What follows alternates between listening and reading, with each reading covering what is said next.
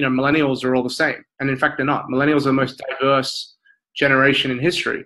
So if you think about what I term the sort of the three distinct subsets of millennials, you have the older millennials born in the early 80s, the middle millennials, mid to late 80s and early 90s, and of course the younger millennials in the late 90s and early 2000s.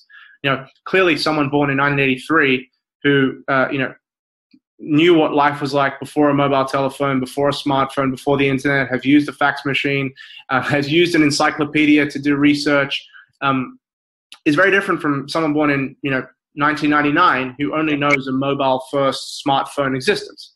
And clearly the older millennials, the early 80s babies, were adults during 9/11, the first profound millennial experience, and then were, of course, adults during the financial crisis, the second profound millennial experience. Of course, the middle millennials were really, 9/11, they were in high school or middle school, but during the financial crisis, they were the first to lose their jobs, have to go back to school, take on enormous student debts. They're in a kind of economic J curve, and we're seeing normal economic behavior we would expect almost like a decade behind. Yeah. And then, of course, the younger ones, this is all history to them. They only know a mobile-first world. But of course, a lot of the myth says all millennials are the same, and we know millennials are the most diverse generation in history.